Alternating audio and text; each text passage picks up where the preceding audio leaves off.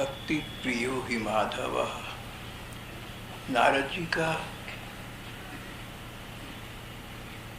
69वां सूत्र। सर्वदा सर्वभावीन निश्चिंतितै भगवानेव भजनीयः। सर्वदा सभी भावों से निश्चिंत होकर भगवान ही का भजन करना चाहिए। सर्वदा सब समय सब काल में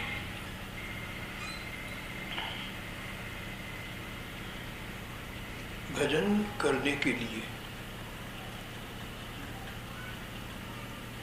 अपना लक्ष्य, अपना पथ देख लेना चाहिए। नारद जी उन भक्तों की बात कर रहे हैं जो इस ही जीवन में या यथाशीघ्र भगवत साक्षात्कार प्राप्त करना चाहते हैं। कोई बिरले भक्त जो चाहते हो कि इस जीवन में भगवान मिल जाए, खुली आंखों से उनके दर्शन हों, उनसे वार्तालाप हो, उनका स्पर्श प्राप्त हो। भगवत साक्षात किसी भी प्रकार इस ही जीवन में या यथाशीघ्र हमें प्राप्त हो जाए, इस प्रकार के जो इस कोटि के भक्त हैं उनकी यहाँ चर्चा चल रही है। देवर्षि कहते हैं कि भगवत प्राप्ति के ऐसे समुत्सुक जनों को सर्वदा प्रतिपल प्रतिक्षण निरंतर अनवरत एक क्षण भी भजन के बिना न जाए, एक क्षण भी स्मरण के बिना न जाए। जो हम कर्तव्य कर्म करते हैं या करने होते हैं वो करते रहें। ये नहीं है कि हम कर्तव्य कर्म नहीं करेंगे। समाज में है या परिवार में है तो अनेक दायित्व होंगे, अनेक कर्तव्य होंगे, उनको छिन्न भिन्न करने के लिए नहीं कहा है,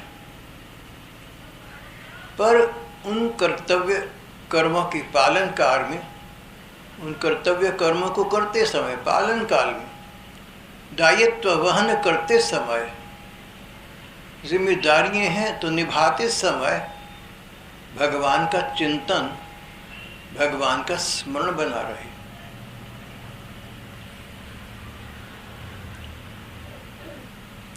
एक बुजुर्ग बूढ़े सज्जन का इकलौता लड़का चल बसा। बुढ़ापे की लकड़ी, बुढ़ापे का सहारा चल बसा। उन्हें लगा कि जिंदगी में कुछ रहा नहीं। 1-2 बरस बीत गए। एक बार किसी कारण से उनका रात को 11:15 बजे यहाँ पर फोन मेरे पास आया। कोई उत्सव चल रहा था यहाँ। कहने लगे भाई साहब 1-2 साल बीत गए, लड़का चला गया। अब सामाजिक पर्वों में जाता हूँ, खाना पीना होता है, खाता पीता हूँ, हंसता बोलता हूँ, हंसी मजाक करता हूँ, सामान्य लोग जो करते हैं सब कर रहा हूँ। लेकिन आपसे क्या कहूँ, आंखों के सामने से उसकी तस्वीर नहीं जाती। मेरा दिल रो पड़ा। क्या भगवान के साथ अगर हमारा नाता है, हम बनाना चाहते हैं, तो इस सांसारिक नाते जितना भी प्रगाढ़ नहीं होगा वो। जिन सज्जन ने ऐसा कहा, ज्ञानवान व्यक्ति हैं, पढ़े लिखे हैं, सब जानते हैं कि संसार में मिलना जुलना चलता रहता है, बिगड़ता रहता है। जानते हैं कि एक दिन वो भी समाप्त हो जाएंगे, तो ये लड़के की पुरानी यादें भी समाप्त हो जाएंगी। सब जानते हैं वो, लेकिन मन नहीं मानता। मन है कि लड़के को दिखता रहता है।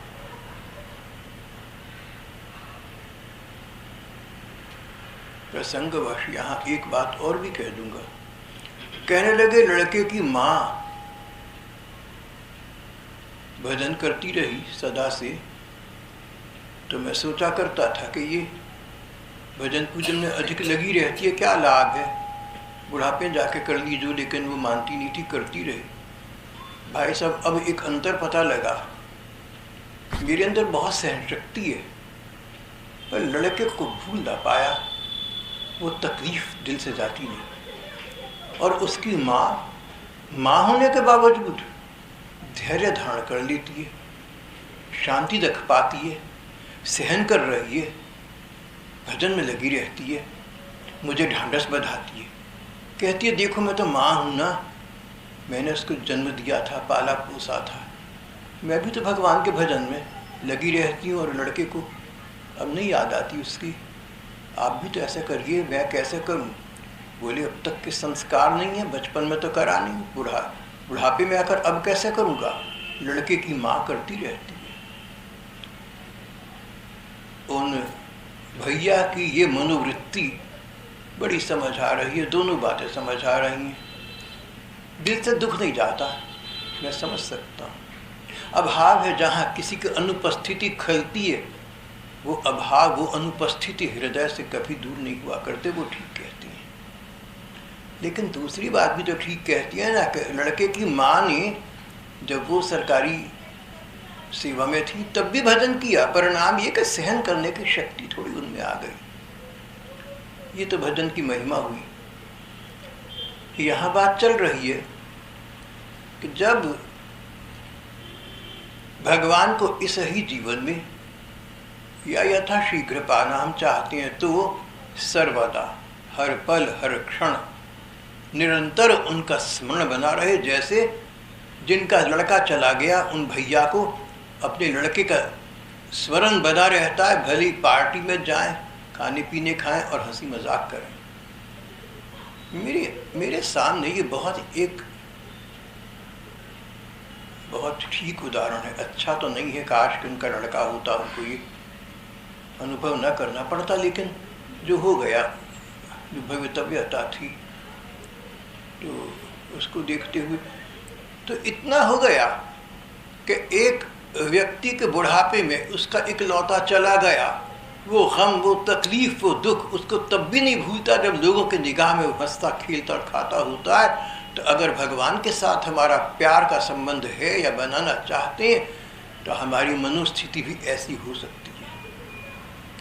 साधारण संसार के नाते वो लड़के को नहीं भूल पाते, तो हमारा नाता तो सांसारिक नहीं है, हमारा नाता तो लौकिक नहीं है, हमारा नाता तो अलौकिक है भाई, लोकोत्तर है, संसार से परे का है। ये जन्म है, एक दिन समाप्त हो जाएगा, एक नया जीवन मिल जाएगा, नया जीवन भी एक दिन समाप्त हो जाएगा, फिर तीसरा जीवन जन्म मिल जाएगा, इसी प्रकार वो भी व्यतीत हो जाएगा। जन्म जन्मांतरों का ये क्रीड़ा स्थल, ये संसार तो ऐसे बना रहेगा जैसा है। अगर अब भगवान का भजन, भगवान के स्मरण में मन लगा ले, तो आगे आने वाले भविष्य या परलोक में कोई चिंता नहीं रहती, क्योंकि लोक परलोक के स्वामी जो अपने हो गए।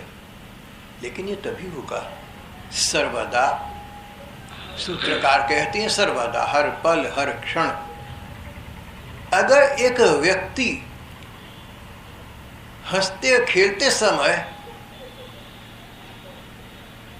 अपने लड़के का विस्मरण नहीं कर पाता, तो हम दायित्व निभाते समय, कर्तव्य कर्म करते समय क्या अपने प्रिय वर ठाकुर का स्मरण नहीं रख सकते? तो रख सकते हैं। मन को समझाना होता है, मन को लगाना होता है। लड़का हुआ, पाला पोसा, बड़ा हुआ, पढ़ लिख गया, चल बसा, सामने था सब। भगवान उतने सामने नहीं है,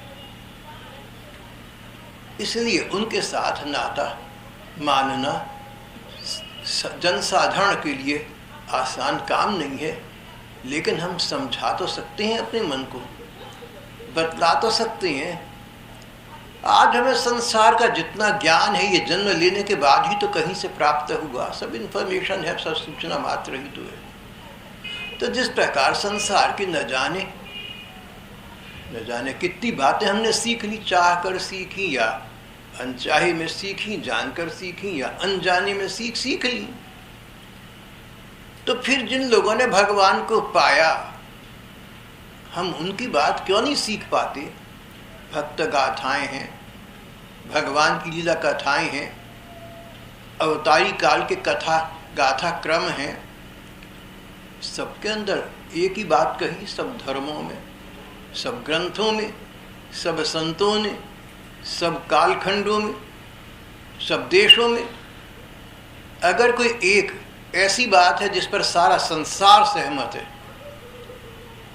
धर्म विधर्म, देश विदेश, अतीत अर्वाचीन और वर्तमान की मार्जन, अगर कोई एक बात ऐसी है जिस पर सारा संसार एक बात है, कॉन्सेंसस है, सर्वसम्मति है, तो वो ये कि परमात्मा है और अपना है।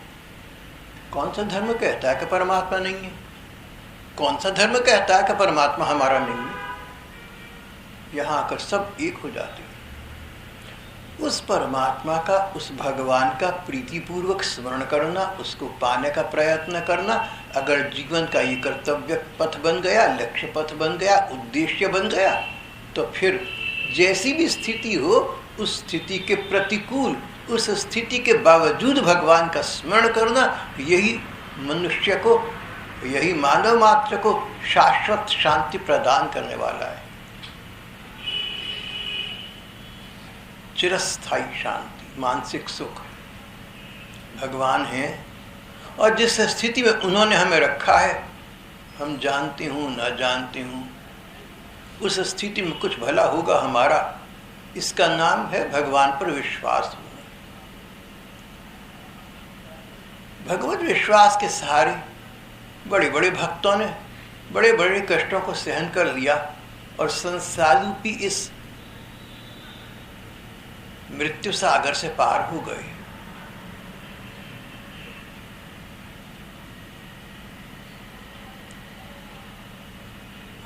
उन्हीं के पदों का अनुगमन करते हुए, उनके नक्शे कदम पर चलते हुए हम भी अगर भगवान का भजन करें, और भजन कैसा करें? सारे विचार छोड़कर बस लग जाएं। कोई तर्क नहीं, कोई युक्ति नहीं, कोई विचार नहीं। तर्क, युक्ति और विचार हैं तो बस ये कि भगवान हैं, हमारी हैं, हमने उनको पाना ही पाना है। संसार की असारता का विचार करना चाहिए। ये संसार असार संसार है, ये सदा बना नहीं रहा। और संसार की क्या बात करें हम, ये तो जैसा है। अपने जीवन को देख लो ना। हमारे बड़े बुजुर्ग थे, कभी उनका सत्ता चलती थी, कितना उन लोगों का खौफ था, डर था। बड़े बुजुर्गों का, दादाजी थे, परदादाजी, आप लोगों के भी दादा परदादा, तो अगर आपके अभी भी हैं तो शायद उनका भी चलता होगा। तो जो चले गए उनकी बात चल रही है। जो बड़े बुजुर्ग चले गए, किसी समय में उनकी बड़ी सत्ता शक्ति थी, बड़ा खौफ था, बड़ा, कम से कम हमारे यहाँ तो था। जिस परिवार ने मुझे जन्म दिया, जिस घर ने मुझे 21-22 बरस पाल पोस के बड़ा किया, वहाँ पर जो दादा परदादा थे, हम तो उनके आगे बोल ही नहीं सकते थे। हमारे बाबूजी बड़ा बहादुर मानते थे अपने को, लेकिन हमारे दादाजी के आगे चुप। अब वो चले गए दादा परदादा, उनका सामान बड़ा रह गया। खबरदार जो हमारी चीज़ को छेड़ा, वो चीज़ें हमारी हाथ में पास रखें या दे दें किसी को। जब तक हमारी हुक्म ना हो हमारे पास बताओ, समझे, अंदर रहो। डरे घबराए बच्चे अंदर झांक के देखा दादाजी के पास जाना है कि नहीं। एक दिन दादाजी सार संसार को छोड़ गए, और जिन बच्चों को कहते थे मेरी आज्ञा से ही मेरे पास आना, अब वही बच्चे उनको कंधा दे रहे हैं। संसार की स्थिति है, सभी को पता है, बड़े बड़ों को जाता देख रहे हैं। और एक दिन हमारा भी क्या है, अगर भजन स्मरण में मन न लगाया तो अन्य साधारण लोगों की भांति हम भी एक दिन संसार से खाली हाथ चले जाएंगे, रिक्त हस्त, एम्प्टी हैंडेड। अभी समय है, शरीर चल रहा है, सोचने समझने की शक्ति है, तो बिना सोचे समझे, बिना विचार किए अपने को देवर्षि कहते हैं ऐसा लगा लो भगवान के स्मरण में कि एक एक क्षण, एक एक पल उन भगवान से संयुक्त रहे, उनके स्मरण में बीते। अपने आप को उन पर छोड़ दो सर्वदा। इस प्रकार के ऐसे ऐसे साधक हैं, ऐसे ऐसे भक्त हैं, ऐसे ऐसे संतजन हैं जिन्होंने नारद जी के इस सूत्र को अपने जीवन में आत्मसात कर लिया, जिसका प्रकार श्वास और जीवित रहना पर्याय है, एक ही है। इसी प्रकार जिन्होंने नारद जी के इस सूत्र को सर्वदा भगवान एव भजनीय, उन्होंने इस सूत्र को अपने जीवन के रहते जीवन में सार्थक कर लिया। नहाते समय भगवत चिंतन, नहाते समय भगवान का विचार,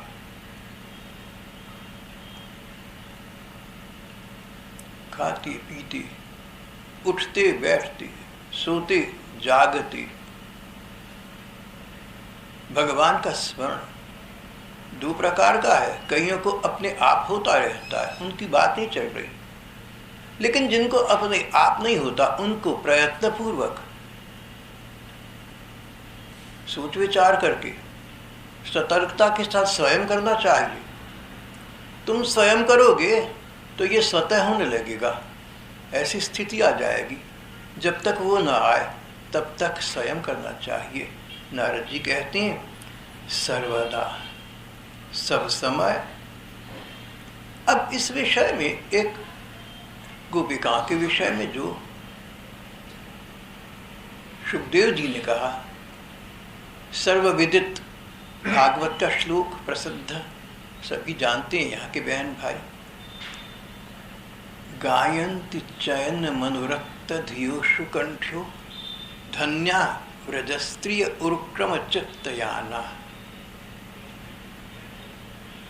या दोहने वहनने मथनोपलेप प्रेंखेंख नार्वरुदितो क्षण मार्दनादव।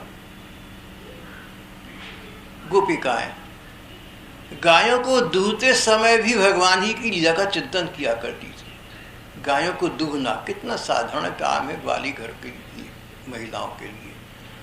गायों को दूह रही हैं और लगता है कि पीछे कृष्ण खड़े मेरी चुटिया खींच रहे हैं।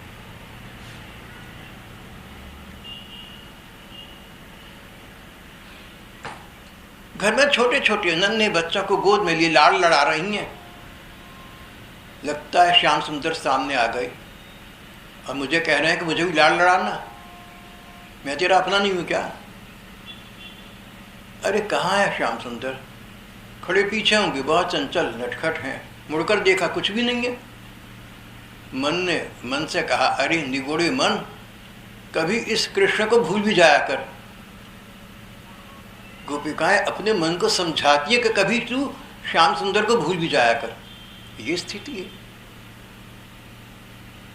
प्रयत्न करने से, साधन करने से, स्मरण करने से, नाम का जप करने से, रूप का ध्यान करने से, लीला चिंतन से, प्रार्थना से और जीव मात्र के प्रति निरपवाद स्नेह सौहार्द होने से मन की स्थिति आ सकती है। भजन से और जीव मात्र के प्रति, मनुष्यों की तो बात क्या, पशु पक्षियों तक से भी प्रेम करना। पशु पक्षियों से तो प्रेम कर लोगे, मनुष्यों से प्रेम करना कठिन हो जाएगा। कई बैरी होंगे, कई बुरे होंगे, उनके साथ कैसे प्रेम होगा? अरे सब मेरी ठाकुर की लीला के पात्र हैं।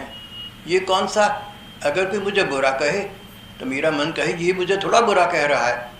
जो ठाकुर जी हैं, लीला के जो नायक हैं, सूत्रधार हैं, जो नाटक के ड्रामा कंपनी के डायरेक्टर हैं, इसके मुंह में जो शब्द ठूस दिए उन्होंने सो बोल रहा है बेचारा। ये व्यक्ति मात्र को कोई बुरा हो, कोई बैरी हो, ईर्ष्यालु हो, ये समझना कि ये सब जो कर रहा है मेरे साथ, ये स्वयं नहीं कर रहा है, इसके मुंह से ठाकुर कहलवा रहे हैं। ये संसार उनका लीला मंच है, कुछ मेरे से कहलवा रहे हैं, कुछ इससे कहलवा रहे हैं, सब बराबर है। इस प्रकार अपने मन को समझाकर ईर्ष्यालु के प्रति भी ईर्ष्या न करना, उससे प्रेम करना। बैरी के साथ भी बैर न करना, उससे प्रेम करना। बुरे के साथ बुरा न करना, उससे प्रेम करना। प्रेम ही जीवन है। जिसके जीवन में भगवत प्रेम है उसके लिए सारा संसार प्रेममय हो जाता है, उसकी दृष्टि प्रेममय हो जाती है, उसके हाथ पांव कान सब प्रेममय हो जाती हैं। उसको प्रेम ही दिखता है, प्रेम ही सुनाई पड़ता है, प्रेम ही का स्पर्श करता है। ऐसा प्रेममय जीवन बन जाता है। और प्रेममय जीवन ही जीवन की संजीवनी शक्ति है। यही मधुरिमा है, यही अमृत है, जीवन का सार्थक। इस प्रकार का प्रेममय जीवन ही है। श्री देवर्षि कहते हैं, हर समय तुम जैसे तैसे हो सके, ये न केन प्रकारेण, जैसे भी कर सको भगवान का भजन करो। कैसे करोगे? कई उपाय हैं, महात्माओं ने बताए हैं, धर्म ग्रंथों ने बताए हैं। उनके अतिरिक्त कोई उपाय ऐसे हो जो तुम्हें समझ में आया कि तुम कर सकते हो, वो कर लो। भाव तो ये है कि भगवान का भजन करना है। कैसे करना है? जैसे आपसे हो सके वैसे करना है। कोई भी उपाय हो, कोई भी मार्ग हो, कोई भी पथ हो, दृष्टि लक्ष्य पर रहे तो ये मार्ग, ये पथ जो लक्ष्य तक पहुंचा रहे हैं सब उचित है। सर्वदा सर्वभावीन, सब प्रकार के भाव से भगवान का भजन करना चाहिए। सर्वभावीन, भाव संबंध, एक तो सांसारिक संबंध है हमारी, माता पिता और संतान का संबंध है, बहन भाई, भाई भाई, बहन बहन का संबंध है, माता पिता का बच्चों के साथ संबंध है, पति पत्नी का संबंध है, स्वामी और सेवक का संबंध है, मित्र मित्र का संबंध है। अनेक संबंध है संसार में। और भी संबंध हैं, कोई किसी का कहीं नाता, कोई कहीं किसी का रिश्ता। तो जो संबंध अभी अभी आपके सामने नामांकित किए, इन संबंधों से संबंध बन जाती हैं। पति के साथ संबंध हुआ तो उसके माता पिता के साथ संबंध हो गया। अब ससुर सास के साथ संबंध हुआ तो उनके जो प्रियजन हैं, परिकर हैं, उनके साथ संबंध हो गया। संसार में जितने संबंध हैं किसी भी व्यक्ति के साथ, वो सब संबंध हमें भगवान के साथ निभाने चाहिए, प्रतीत करने चाहिए, महसूस करने चाहिए। किसी भी व्यक्ति के साथ कहीं भी जो आपका संबंध है, या जग में जहाँ लगिया तनु की प्रीति प्रतीति सगाई, सो सब तुलसीदास प्रभु ही सो कमठ अंड की नाई। हो ही सिमटी एक ठाई, सब सिमट कर एक ठाई, एक स्थान पर लगना है। या जग में जहाँ लगिया तनु की प्रीति प्रतीति सगाई, इस संसार में जहाँ भी कोई रिश्ते नाते हैं, सो सब तुलसीदास प्रभु ही सो हो ही सिमटी एक ठाई। वो सारे रिश्ते नाते सब जुड़कर, एकत्रित होकर, समन्वित होकर, कुल मिलाकर भगवान तुम्हारे चरणों में हो जाए। ये विनती रघुवीर गोसाई। राम जी मेरे से, राम जी मेरी आपसे बस ये याचना, ये विनती है। संसार में जिसके साथ मेरा प्रेम का नाता है, संसार में जिसके प्रति मेरा मन उमड़कर आता है, संसार में जिसके साथ ऐसा संबंध के बार बार मन उसमें जाता है, मेरा वो ममत्व, वो मेरी ममता, वो मेरा स्नेह सिक्त भावना, मेरी वो प्रेमिलता भगवान तुम्हारे चरणों में स्थानांतरित हो जाए। भगवान से प्रार्थना करना। सब प्रकार के संबंध संसार में जहाँ जहाँ है, उन संबंधों को भगवान से संबंधित कर देना, उनको संबोधित कर देना, उनसे संयुक्त कर देना। तात मात भ्रात बंधु अपनो न कोई, मेरे तो गिरधर गोपाल दूसरो न कोई। ऐसे ऐसे संत वाणी में अनेक वाक्य आती हैं। त्वमेव माता, तुम ही माता हो, च पिता त्वमेव, त्वमेव बंधु रिश्तेदार च सखा त्वमेव, त्वमेव विद्या, मेरा ज्ञान तुम ही हो। जो मेरे पास PhD डीलिट की डिग्री है भी ना, वो मेरा ज्ञान नहीं है। त्वमेव विद्या, तुम ही विद्या। द्रविणम त्वमेव, मेरा वास्तविक धन वो नहीं है जो कागज़ों में है या बैंक नोट्स में है या कहीं जमा है। द्रविणम त्वमेव, वास्तविक धन मेरा तुम हो जो साथ जाएगा। त्वमेव सर्वम मम देव देव, हे मेरे देवताओं के देवता, हे मेरे जीवन सर्वस्व, हे मेरे स्वामी, त्वमेव सर्वम, मेरे तो सब कुछ तुम ही हो।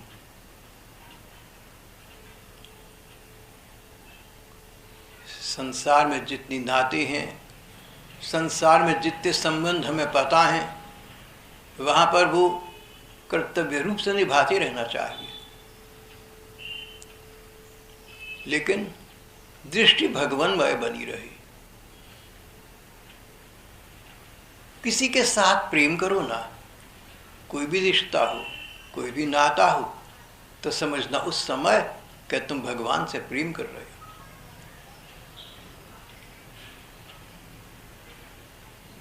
बच्चे को माँ लाड़ लड़ाए और सोचे कि इस बच्चे के रूप में मेरे ठाकुर हैं, ये तो मेरा कन्हैया है, ऐसा सोच ली। नायक और नायिका प्रियतम प्रेयसी गले मिल जाएं तो ये समझें कि हम भगवान से गले मिल रहे हैं। प्रेयसी अपने प्रियतम के गले मिल जाए तो प्रियतम को शरीर न समझकर, साधारण व्यक्ति न समझकर ये सोचा कि भगवान का रूप है, वह भगवान मुझे अपने गले लगा रहे हैं। प्रेयसी प्रियतम दोनों अगर एक दूसरे के कंठ भी लग जाए तो एक दूसरे को भगवान माने, सारे नाते भगवान के साथ। सच यही है, सच भी तो यही है ना। देखिए, किसी व्यक्ति के साथ मेरा इतना नाता गाढ़ा है कि दिल करता है इसको गले लगा लूं या मैं लगा लेता हूं। अब ऐसी स्थिति कभी संसार में आती है कि वो व्यक्ति रहता ही नहीं संसार में। तो जब निर्जीव शरीर सामने पड़ा है तो उसको तो गले लगाने को दिल नहीं करता। इसका मतलब है जब पहले गले लगाया तो शरीर को नहीं लगाया था, शरीर तो भी सामने है आपके, किसी और को लगाया था। वो शरीर में क्या था जिसको गले लगाया था, जो चला गया और अब गले नहीं लगा, शरीर सामने पड़ा हुआ है, क्यों नहीं लगाती हो? नहीं लगाएंगे। अभी 2 महीने पहले एक भैया कह रहा था चंडीगढ़ में माँ बीमार थी, माँ के पास हो जाया करता था, या फिर सुबह को जा जाकर 6 बजे 4 बजे जाकर दिखता माँ ठीक तो है, पड़ी तो है, कहीं कुछ हो तो नहीं गया है। फिर आज माँ बीमार रहने लगी तो बेचारा घर परिवार का मुंह छोड़कर पत्नी बच्चों का माँ के पास सोने लगा कि माँ को रात को ना कुछ हो जाए। बड़ा अच्छा लड़का है। जिस दिन उसकी माँ का शरीर शांत हुआ, अगले दिन वो मुझे विशेष बताने आया, पापा ने कहा है कि भाई सबको टेलीफोन मत करो, उनको खुद जाकर बताओ। किसी ने कहा नियम नहीं है, ये बोले नियम को छोड़ो, भगवान के प्रेम में नियम नहीं होता, जाके भाई सबको तुम खुद बता कर आओ। वैसे मेरी वो रिश्तेदारी में थे अगर देखें तो, लेकिन संघ का संबंध निभाया। तो उस पर वो भैया लड़का वो कहने लगा कि मैं सुबह को, मैं रात को माँ के पास सोया रहा पूरी रात। तो सुबह को 6 बजे मेरी आँख खुली तो मैंने सोचा माँ चाहे होश में हो चाहे बेहोश में हो, 4 साढ़े 4 बजे लगता था जाग गई है। तो मैंने फिर देखा तो मुझे लगा कि पता नहीं क्या बात है, बेहोश है या चली गई। पापा को बुलाया, बोले अरे ये तो जा चुकी। डॉक्टर्स बुलाए गए, जैसे हुआ करता है वो सब बातें जो आप सोच सकते हैं। डॉक्टर्स ने कहा कि लगभग 4 बजे इसका शरीर छूट चुका था भैया। अब मृतक शरीर के साथ वो लड़का 2 घंटे लिपटा पड़ा रहा, माँ पे हाथ रखी हुई सो रहा था, नहीं पता लगा।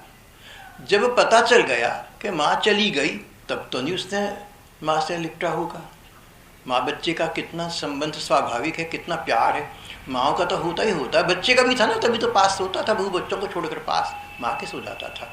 लेकिन जब पता लगा निर्जीव माँ के साथ पड़ा रहा, लेकिन जब पता चल गया तब तो नहीं जाके पास लेटा होगा। इसका अर्थ ये हुआ कि जहाँ जहाँ हम किसी व्यक्ति को प्यार करते हैं उसके शरीर को प्यार नहीं करते, शरीर में जो आत्मा तत्व है, जीवंत शक्ति है, उसको प्यार करते हैं। अब शरीर चला गया तो कहीं ना कहीं आत्मशक्ति तो होगी, जो जीवात्मा शरीर से निकल गई सो तो कहीं होगी।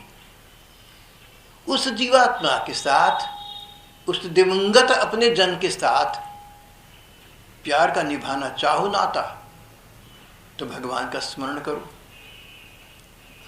भगवान के स्मरण से व्यक्ति को, जीवित को, दिवंगत को, जीव मात्र को शांति प्राप्त हो जाती है, और कोई उपाय नहीं है।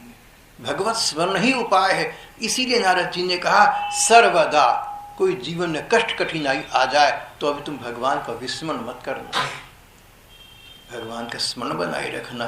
और सर्वभावीन जितने संसार में संबंध हैं, जहाँ जहाँ प्यार है, जहाँ जहाँ स्नेह संबंध है, जहाँ जहाँ प्रेम का नाता है, ममता है, ममत्व है, अधिकार भाव है, कर्तव्य भावना है, वहाँ वो सारे संबंध भगवान से जोड़ लो। जिसको प्यार करने लगो सोचना कि भगवान का रूप है इसलिए प्यार कर रहा हूँ, अपने मन को समझा लो। किसी को लाड़ लाने लगो ना, छोटे को, बड़े को, बराबर वाले को प्यार करने लगो तो समझ जाना अपने मन में कि मैं भगवान को कर रहा हूँ। और क्षण भर को ये विचार भी लिया ना कि अगर भगवान की सत्ता शक्ति इस शरीर से निकल गई तब तो नहीं मैं ऐसा करूँगा। सच्चाई तो यही, कोई भी नहीं कर रहा है।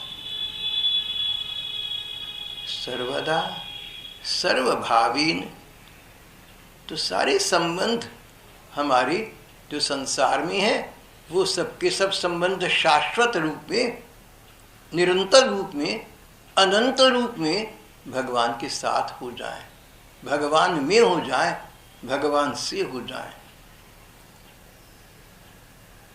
भक्ति साहित्य में 5 प्रकार के भाव माने गए हैं।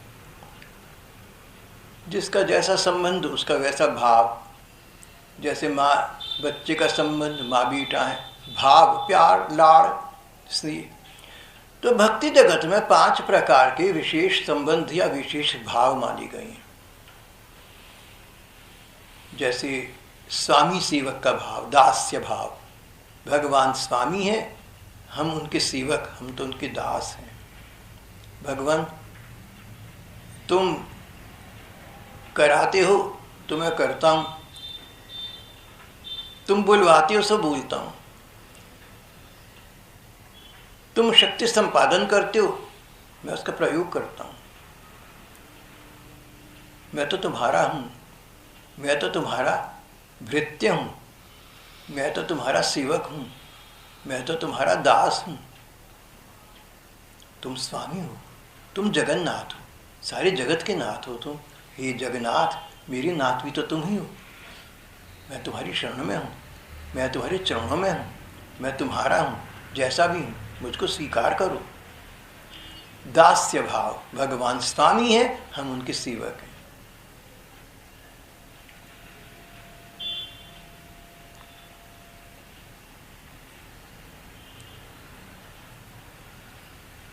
शांत भाव, परमात्मा और जीवात्मा। भगवान परम आत्मा है, मैं जीव आत्मा हूँ। जैसे सिंधु और बिंदु, समुद्र और पानी की बूंद। भगवान महासागर की भांति है, मैं पानी की बूंद हूँ। भगवान आकाश की भांति व्यापक हैं, मैं उन्हीं का छोटा सा अंश हूँ। शांत भाव। सखा भाव, भगवान मेरे सखा है, मैं उनका सखा हूं। साख्य भाव। वात्सल्य, वात्सल्य, भगवान को अपना बच्चा मानना। जैसे यशोदा जिया देवहूति माता ने माना, कौशल्या माता ने माना, दशरथ जी ने माना, नंद यशोदा ने, वसुदेव देवकी ने माना। वात्सल्य। और या वात्सल्य का प्रतिरूप अंग्रेजी में जैसे कहते हैं फेलियर लव, कोई कहे कि भगवान मेरी माता पिता है, मैं उनका बच्चा हूं, ये भी एक ही बात है, ये भी संबंध है। अभी हम लोग गुड़गांव थे तो एक अच्छे सुशिक्षित और स्थापित भैया ने कहा कि आप श्रृंगार भाव की बात करते हैं, भगवान के साथ पूर्ण प्रेम की बात करते हैं, मेरा ये श्रृंगार भाव बन नहीं पा रहा, मुझे तो स्वामी सेवक का भाव उचित लगता है। मैंने कहा तुम्हारे लिए बढ़िया, बात तो एक ही है, भगवान भी वही है, तुम भी वही, भाव कोई सा बना लो, होना चाहिए। तो उनको संतुष्टि हो गई। वात्सल्य, फिर श्रृंगार भाव, जैसे संसार में किसी प्रेयसी और प्रियतम का भाव हो, नायक और नायिका का भाव हो, हीरो हीरोइन का संबंध हो, पति और पत्नी का संबंध हो, इसको श्रृंगार भाव कहती हैं।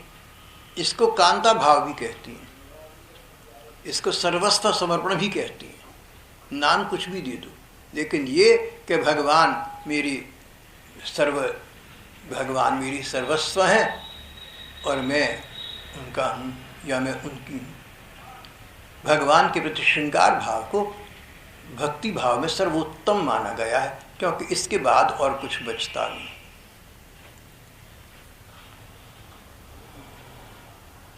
ये जो भक्ति साहित्य में 5 प्रकार के भाव आते हैं, शांत, दास्य, साख्य, वात्सल्य और श्रृंगार। देवर्षि का कहना यह है कि ये 5 भाव भी भगवान के प्रति रख लो। मनुष्य है ना हम, कभी किसी की याद आ जाती है, कभी किसी की याद आ जाती है। एक लड़का अपनी पत्नी से बहुत प्रेम करता है, लेकिन बहन की याद आई तो रोने लगा। उस समय वो प्रेयसी पत्नी कुछ भी कर ले, कहता नहीं मुझे बहन की याद आ रही है। और बहन के पास बैठे भैया को पत्नी की याद आ जाएगी तो कहने क्या है। जहां जहां संसार में जो भी संबंध है, जो भी भाव है, वो संबंध, वो भाव हमारे ठाकुर के प्रति हमारा होना चाहिए, तभी मन को शांति प्राप्त हो सकेगी। जो भगवान के प्रति समर्पित हो गया, सर्वदो सर्वभावी शाश्वत शांतिम निगच्छति ब्रह्म निर्वाण मृच्छति, उस व्यक्ति को मानो ब्रह्मानंद की प्राप्ति हो गई, उसे संतृप्ति प्राप्त हो गई, उसके जीवन में फुलफिलमेंट, एक संतोष, एक रिलीफ मिल गया। गोलोकवासी प्रभुदत्त ब्रह्मचारी जी महाराज कहते थे, श्री कृष्ण चरणारविंद के अतिरिक्त शांति कहाँ, सुख कहाँ। सुख शांति चाहते हो तो श्री कृष्ण के चरणों में अपने को समर्पित कर दो। नारद जी भी शब्दांतर से यही कह रहे हैं, सर्वदा सर्वभावेन, सब संबंधों से, सब प्रकार की भाव भावनाओं से अपना संबंध अपने भगवान से जोड़ लो। जब जिस संबंध की याद आए, भाई की, पिता की, पति की, पत्नी की, माता की, बहन की, मित्र की, किसी और की, तो भगवान का रूप सामने लिया ना, भगवान उस संबंध की तुम्हारी पिपासा को शांत कर देंगे। कोई एक व्यक्ति हो संसार में, उसके साथ हमारा एक संबंध ही हो सकता है, और वो व्यक्ति उस संबंध के अनुकूल ही हमें शांति प्रदान कर सकता है। भगवान के साथ सारे संबंध हैं, भगवान के साथ सारे संबंध हैं। तो जब जिस संबंध की प्यास कामना हमारी मन में, किसी संबंध की कामना उठे, इच्छा जागे, तो उस संबंध को भगवान निभा देंगे। इसलिए नारद जी कहते हैं, सर्वदा सर्वभावेन भगवानेव भजनीयः। समय हो चला है, अभी प्रसंग अधूरा है, हम इसको अगली बार करेंगे। कृष्ण गो